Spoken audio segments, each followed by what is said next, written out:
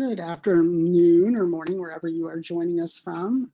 Today's conversation, how to land a fulfilling civilian job, after the military, is a great conversation for us to have with those who are, in that process of identifying employment opportunities as they prepare to exit a military career and looking for something fulfilling and meaningful to them, aligned to their interests, or even just learning how to articulate some of those interests that have a lot of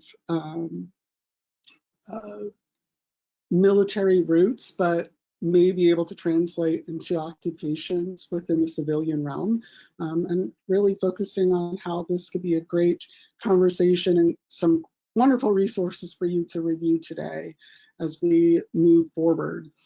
I am going to put today's presentation link and some additional information in the chat box so that you can have this as a point of reference for later on. I also offer some private consulting outside of my role at the university, and including information about that, my email address, all of that information will also be put into the chat box. So make sure you access today's presentation link, because there will be some clickable links within the tips and advice for today's topic.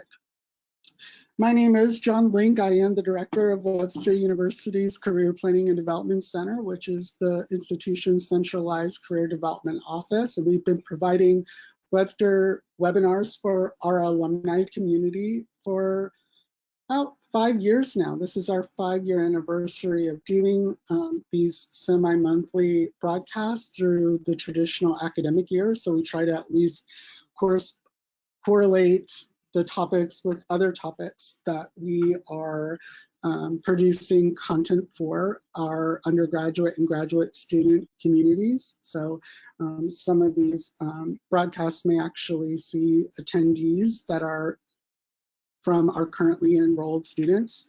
So we welcome all to participate, but we will focus a little bit more today on, just the career that you may have already established within the military, and focusing on how that value and that experience can be a part of what comes next in identifying employment opportunities. When looking at transitioning to civilian life and starting a new career, there's a lot of research out there that shows that they want to work. They want to continue to work in some capacity. Some really may value the opportunity to retire if that's something that they're able to do.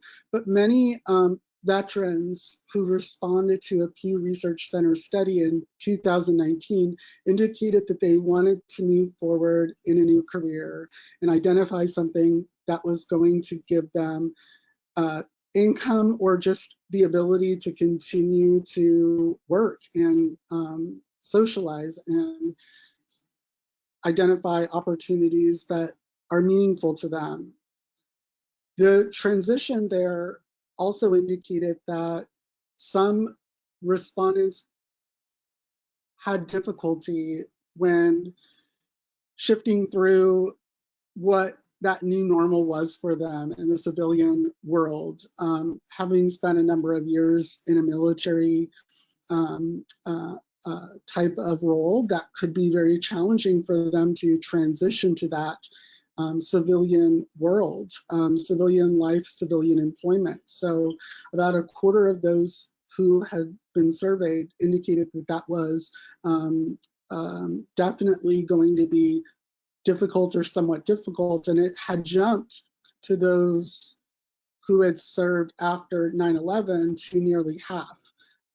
So again, just there may be some natural anxieties about transitioning from one role to the next outside in the civilian arena, and there's some data that supports that there are some natural concerns that one would have if they have some significant experience, and wonder how that translates and transfers to something that is waiting for them outside of their public service. And really focusing on ways that civilian work could be as meaningful to you as the work that you had done through your military career is going to be a priority of today's conversation, because your interests are going to be extremely valuable in that transition from military to civilian work.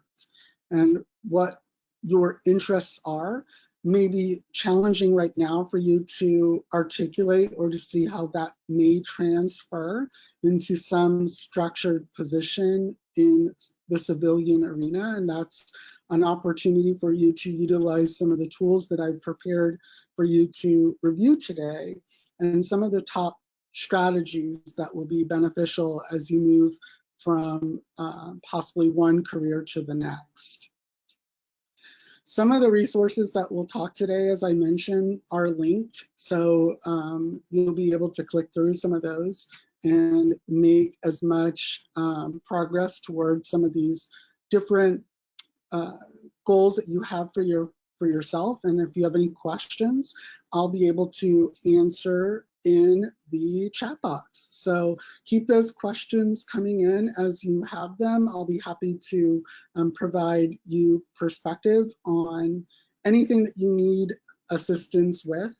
And then also, if you have any comments about the content that is being presented, I appreciate any just general comments or additional perspective. If you've already stumbled across some resources that have been very beneficial to you, it's always good to share that in this collaborative format. One thing to get started is just finding and knowing what all resources available to you are, and obviously knowing that when you move from one career to the next, most significantly, if you're moving from a military career to a civilian workforce, you're going to want to identify any resources through the Department of Veterans Affairs and identify what resources, services, and possible assessments that they may have to get you situated. Many times there are vocational counselors to assist you with identifying what some of your natural interests are and some of the skills that you've acquired through your military service, and how that could be beneficial to you as you begin thinking about what types of jobs will fit in with some of those skills and some of those interests that you now have. It doesn't need to be some sort of long drawn out process, but really setting the tone for what you want to accomplish and the resources that are available for you to access is a great starting place. And knowing what those are is going to help you if you have any obstacles in that transition, so that you can use them as a reference point for moving forward. So the referencing even resources here at the university, at Webster University, and some of those clickable resources will be authored by my team in the Career Center, and how we prepared some guides and sample documents that could be beneficial for you to use and reference in some of the decisions that you'll be making in that transition.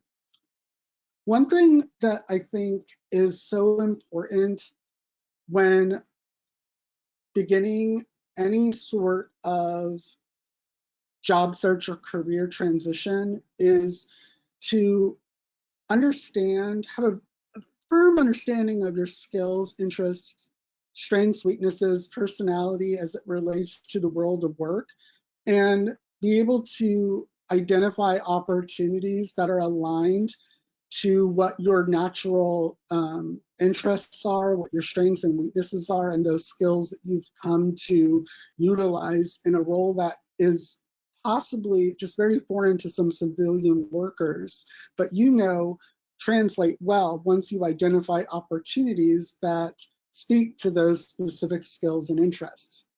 There are a couple assessments that I recommend. One may involve a cost or may only be accessible in a narrow window of time for those who are transitioning out of their military career. And that's through Career Scope. That's the second one listed on the screen. It's an online assessment tool.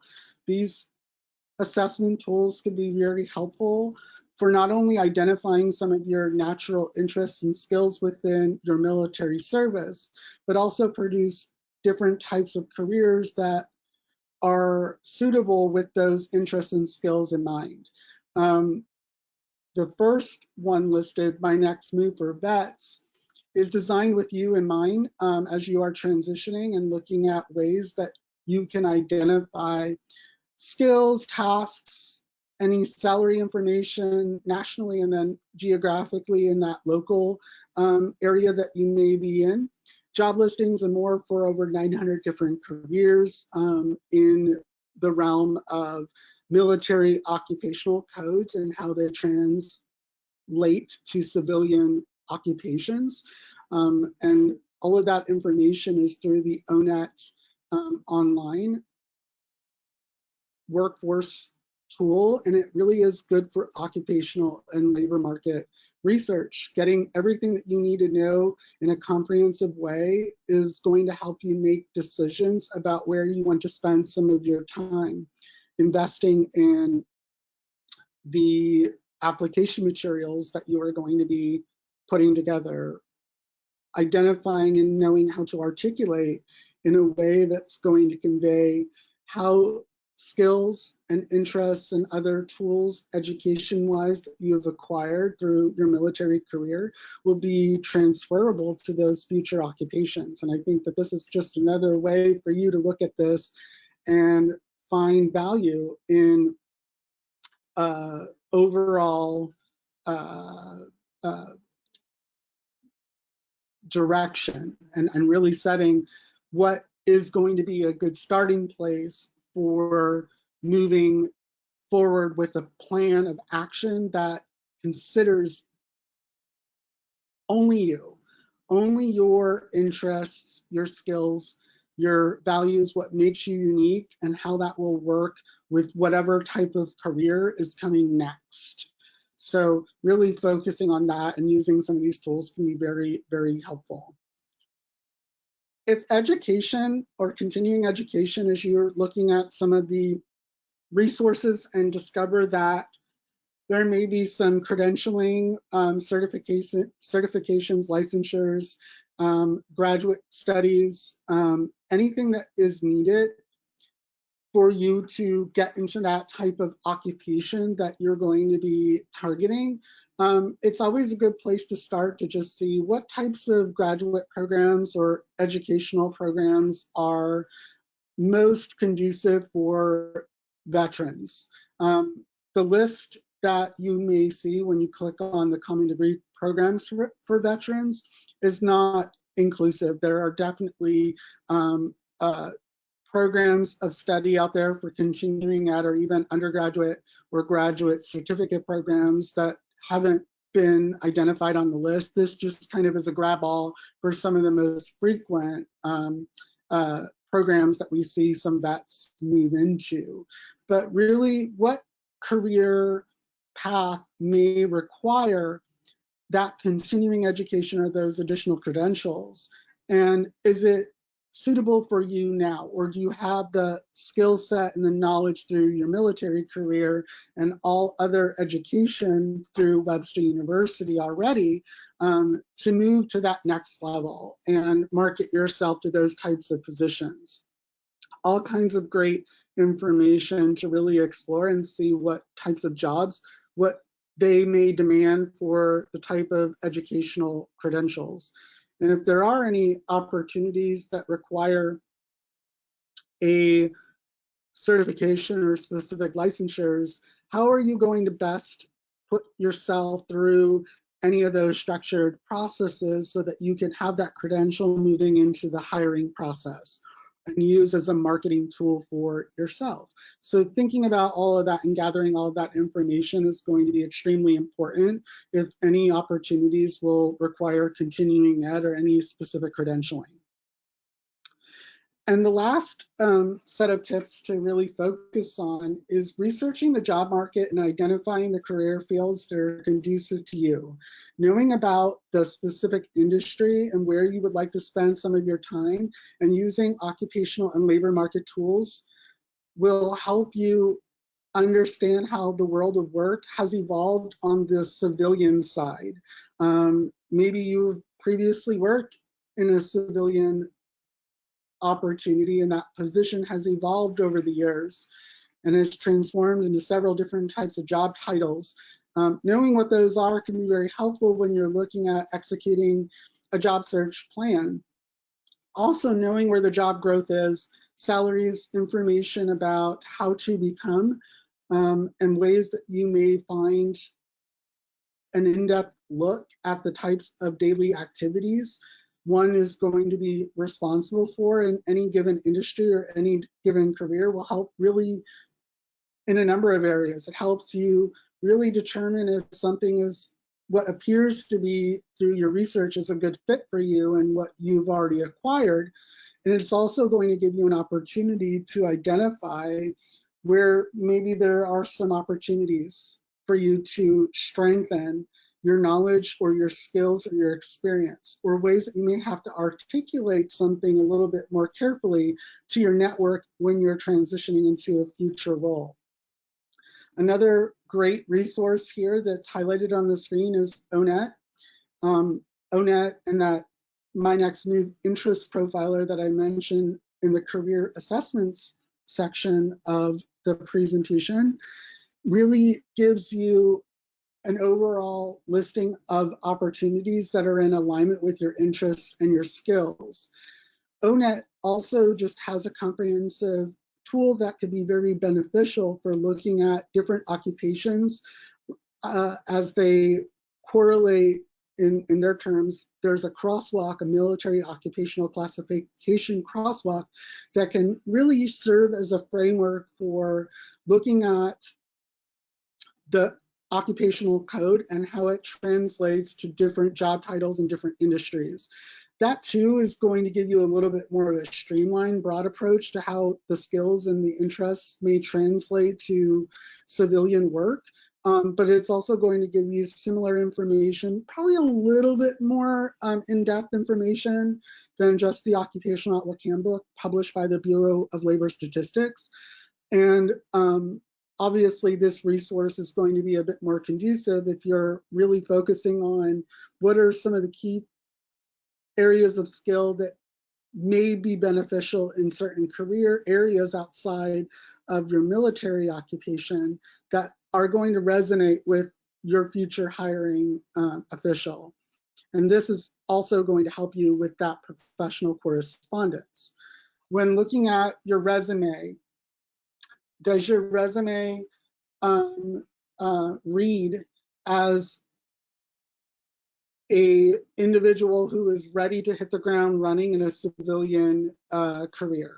So looking at and viewing our resume writing guidelines, our cover letter writing guidelines, so that you can make very intentional decisions about your professional documents and that they resemble who you are professionally, who you want employers to know, and the types of skills and experiences that are going to be a valuable part of those conversations when being invited in for an interview. All of that is going to give you a little bit more direction on some of the recent standards, most up-to-date information about preparing application materials that will align to your next career move. And initiating your job search, when looking at different positions, there are some more popular job boards that job seekers are going to find positions on. I recommend using job boards intentionally.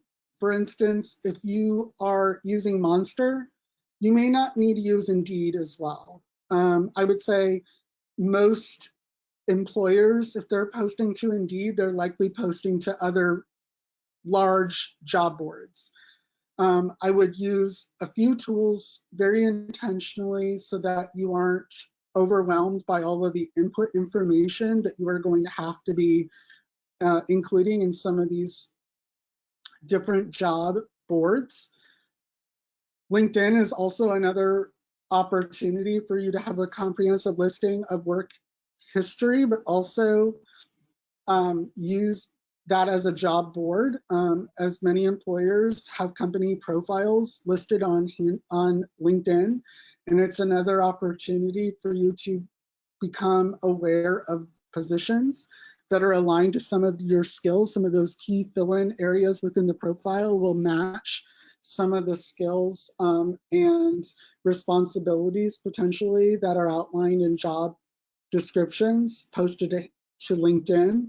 And that will ultimately give you kind of a matching of positions that may be of interest to you, just by really focusing on how you're using information included in LinkedIn as a way to identify positions that the unique algorithm that LinkedIn has on the back end will recommend for you. And then last, when looking at those positions, you have to be able to find a process that works for you to track what positions you applied to. Really focusing on that organizational approach is going to keep you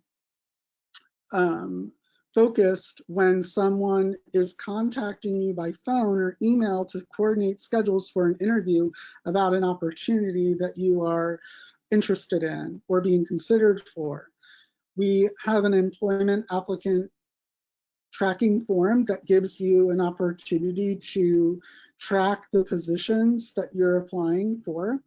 And it also gives you some key information to document in the form and develop a follow-up strategy.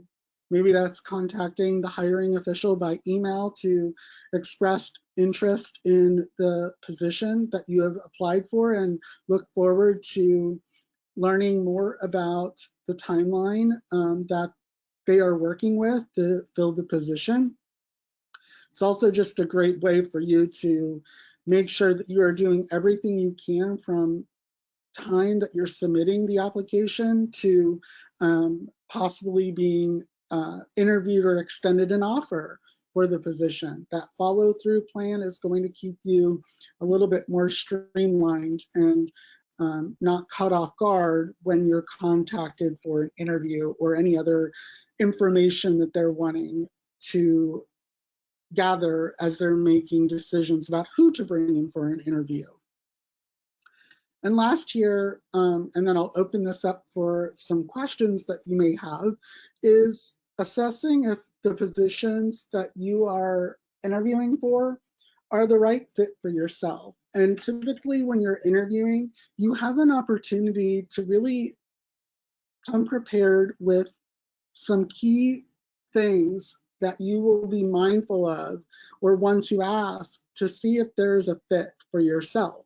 Not every position that you are going to interview for is going to be something that you perceive as a great fit for what you bring to, that you may potentially bring to the position itself.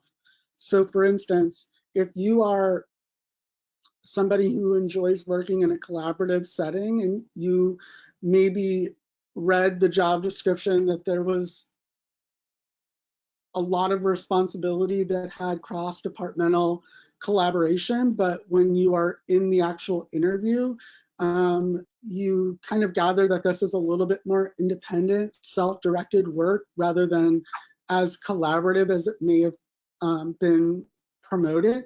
That may be something that weighs on you if you're extended an offer, if you're not going to be in a role that's going to be so much team structured and be more independent. You know, that may not be the best environment if it wasn't packaged in a way that enticed you when you applied for the position. If you're looking at some of those occupational and labor market tools and you're reviewing national and regional and even local salary averages for those types of positions,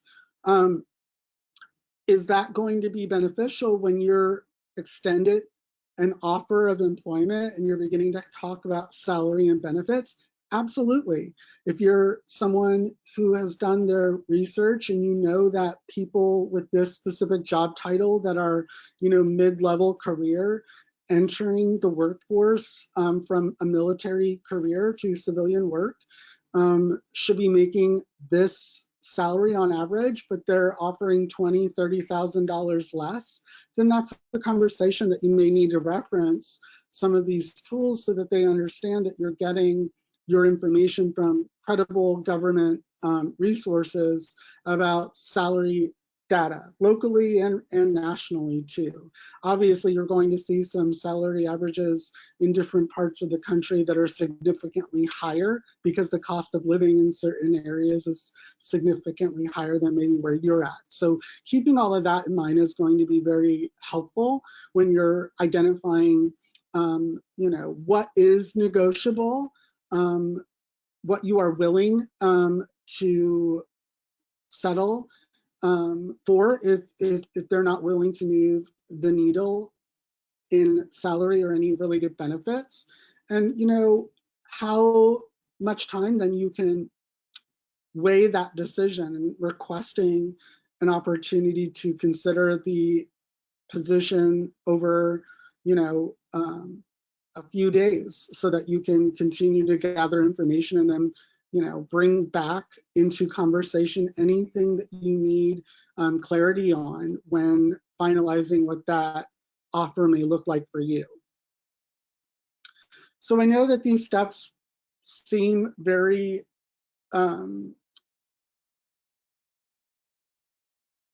they almost read and appear the way that I speak about them, just a very simple process to move through, but we know that it is so much more of an opportunity for you to look at this in a way that resembles you and who you are and what you want to accomplish. So I do encourage you, and I'll put this again in the chat box so that you can reference if anybody joined the session a little late. There's a web link to the presentation, and I also have my email address in there if you're interested in any private coaching or resume cover letter writing assistance. I also provide assistance outside of my work at the university for clients, and have had a lot of success working with those who have transitioned from military to civilian work. And definitely am open to having those conversations about services I provide in a more intimate conversation with you and your individual goals for what you want to accomplish next. All right, there is one question that just came through. So basically, what's being asked is if they have been retired from the military and are now interested in moving into the workforce, how do you explain potentially in an application an employment gap? Well, I think there are opportunities to present your qualifications in ways that may not be the traditional format that you would see a resume prepared, such as a functional resume that focuses more on the skills that you are bringing versus the reverse chronological format, leading with your most recent position first. It gives the hiring manager a little bit more of an opportunity to look at some of the skills in these different functional categories, and then filling in underneath those functional skill categories experiences with those skills that you've had. And then it will highlight a listing of your work history. Yes, it's likely they'll see that at some point that there may be a gap, but remember, the important thing here is that knowledge is going to be what you are bringing to the candidate pool, experience and skill. And it's the manner in which you're articulating that as valuable to what the hiring official is looking for that is going to move you through the hiring process. So even if you have a gap and you put on that retirement hat for, a year or longer, I always recommend, there's no bad time to throw yourself back into, that process, and get yourself situated with documents that represent your best professional self.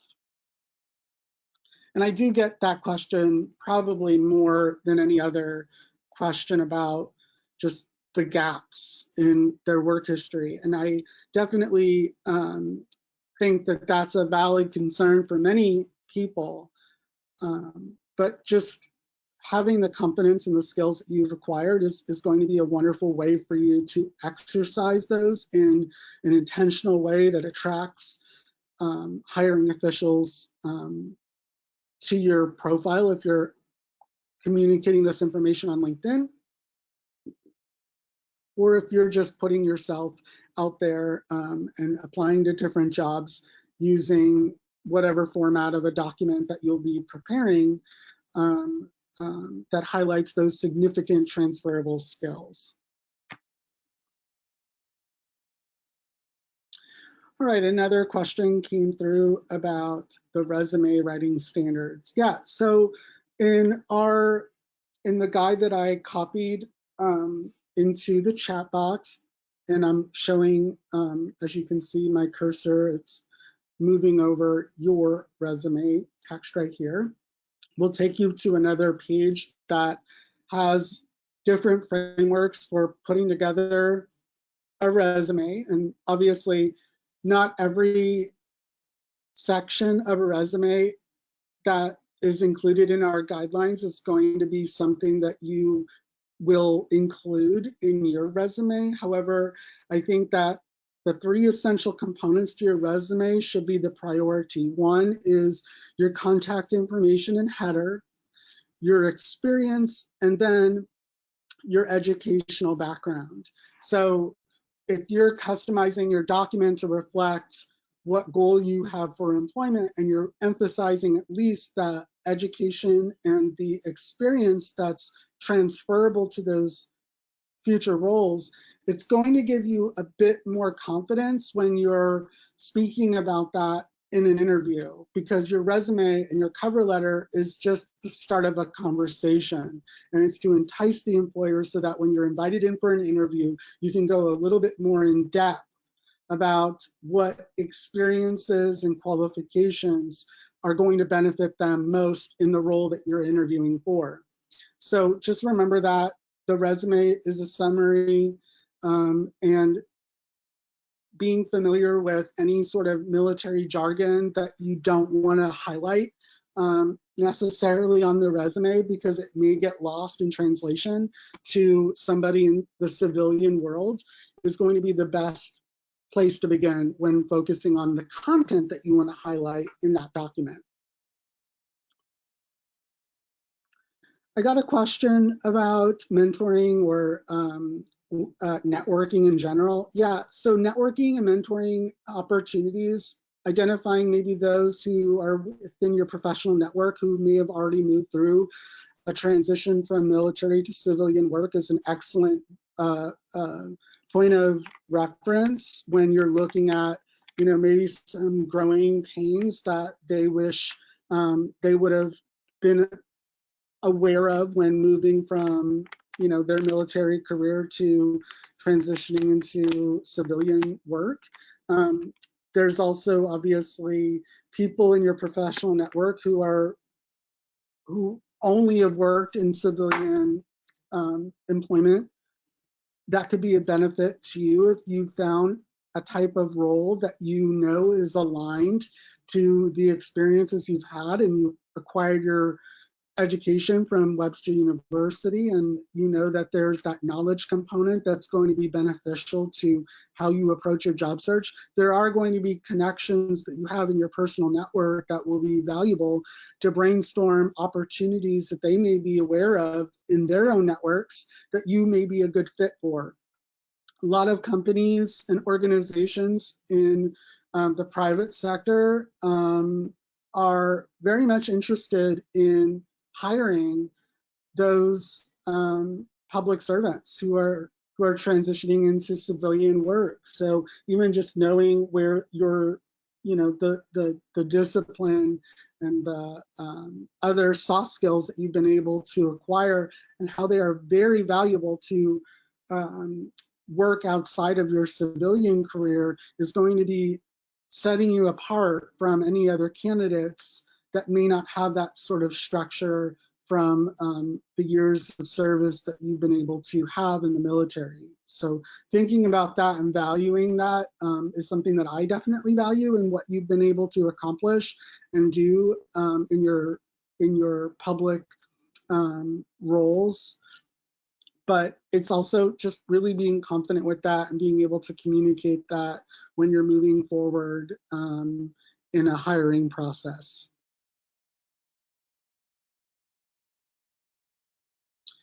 Another question came in, how many years would you recommend moving as far as work history? So, I mean, remember, your resume is purely just scratching the surface. It is a summary. It is not anything that is going to be, longer than hopefully two or so pages, even if you have a very lengthy established work history. You may not want to include anything greater than 10 or so years back. Some resume standards, like some federal resumes, may require a complete work history that's listed in your resume for employment. If you're looking for federal types of positions, that standard may look completely different than just your standard industry resume. So kind of knowing what your goal may be, and if you are looking for any sort of government career based off of positions that you may discover through like USA Jobs, that format in mind and the resources that they have included on their website will be beneficial for you to become familiar with so that you're submitting the right information for the right types of positions.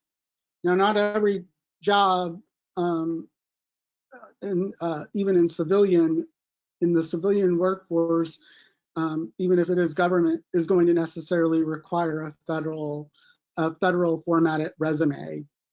So keep that in mind as well. It could be just very different than what standards you may have already been familiar with for putting together a resume, but it could also be something that you've already kind of prepared and could be now updated with any of your most recent work experiences. Those are all wonderful questions. Any additional questions about, we've kind of talked about resumes. Here's another one that just came in. I want to make sure that I get all of these covered. Changed fields, worked multiple times because of moving around a lot.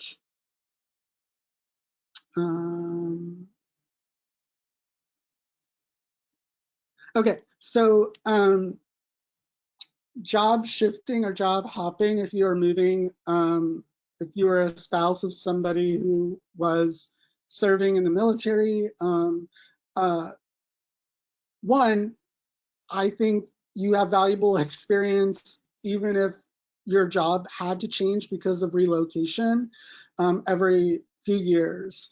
I think it's important to look at those jobs and see, well, are they kind of, are they consistent within the same industry? Are they consistent within the same types of job functions, within the same job responsibilities? I mean, for me, I'm looking at it through that perspective and seeing more consistency. You've just had different roles as a result of moving around in support of somebody who was in a military career, which is something that we always don't have control over, right? So one, it's important for you to know that your experience is valuable and that your confidence in your skills is going to be as valuable as you are putting emphasis on that in your future employment applications. So be confident in what you've acquired and don't be too concerned about multiple positions. I think it's more of a red flag if people are putting a listing of positions where they've only been employed for a week or two, and there's like 20 of those on their resume, than somebody who's been in a role for 3 or 4 years and then shifted to a new role as a result of a relocation. So try not to be too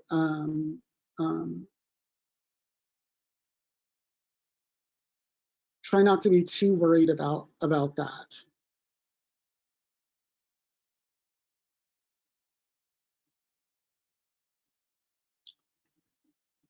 So here's another question that just came through, a comment: try to stay in the same field until some areas I just had to change industry. Yeah, I think one thing is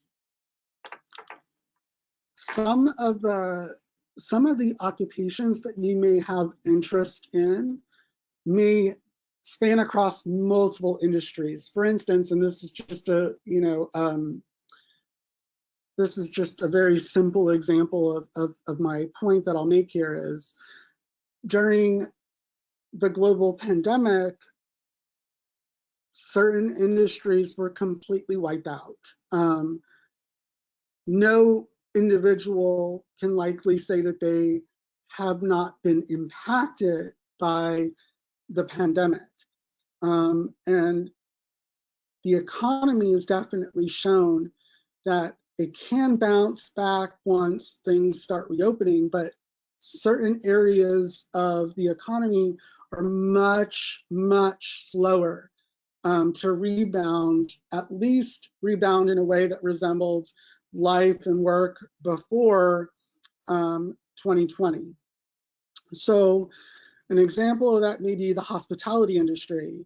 While it may be difficult for someone to immediately find opportunities in that sector of the economy right now, there may be similar roles in other industries that are going to be very valuable for using that skill set in a different way. So another simple example could be, let's say you're an accountant and your job has been eliminated just due to downsizing because of slowed business. Well, accountants are found in every industry.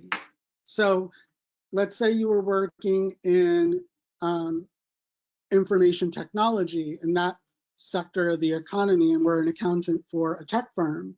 Well, maybe you're looking for accounting roles in a completely different industry. Maybe you're looking at education. Maybe you're looking at transportation and logistics. So thinking about how you may want to expand where some of the industries that hire people with your specific areas of expertise are at, then you're likely going to find maybe some new ways to leverage your strengths and positions that maybe you wouldn't have considered before because you were only looking in one industry. So thinking about that could be very valuable.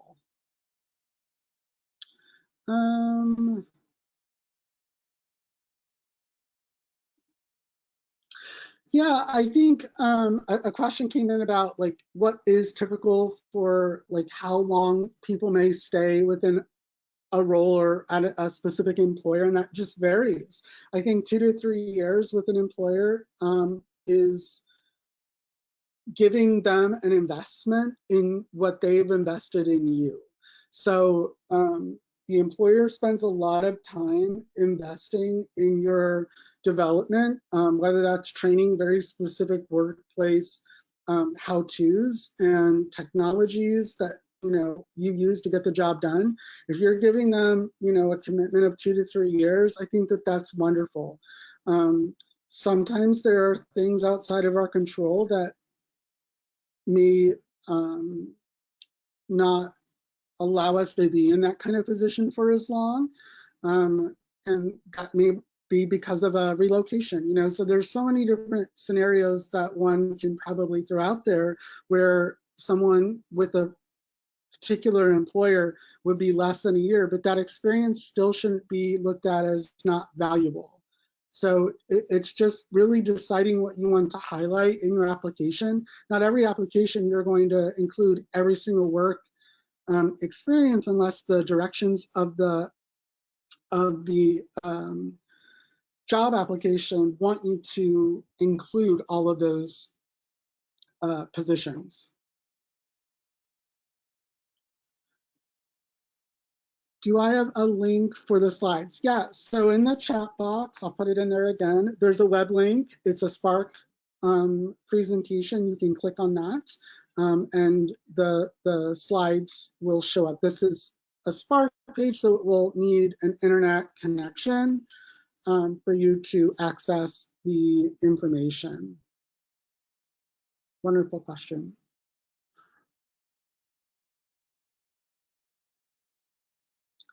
Any other questions? I appreciate your participation in the conversation and your perspective. I think that when we're looking at ways to strengthen our approach to transitioning from one role to the next, whether it's from military to civilian work, or whether it's just I have a military career and I've been working in the civilian world for a number of years, but I'm looking to transition into a different type of role, you know, the same kind of guidelines are going to help you in that transition. I too transitioned from one career to the next several years ago, and it was something that had to require a lot of, you know, intentional goal setting and planning in ways that would make me marketable to the type of position that I was seeking.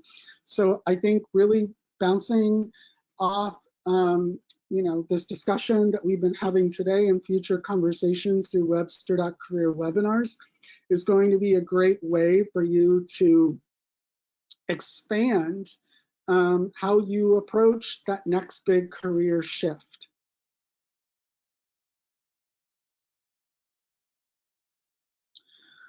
Right, I see no additional questions, and I'll end our conversation here and encourage you to participate in future Webster.careers webinars. I know there are 2 additional broadcasts that are coming up in April, our last 2 of this spring. And I think the next one's references, do's and don'ts, and we'll talk about how to go about requesting not only those who are going to be able to reinforce key information that you are including in application materials when you're asked to submit contact information for professional references, but how you can solicit recommendations and give recommendations on LinkedIn, because those are valuable parts to our professional branding. Those who can attest to our strengths as leaders and some of our key skills. So definitely look out for future email communication through alumni programs, and we look forward to your participation at those events. Thank you for participating, and I look forward to seeing you soon.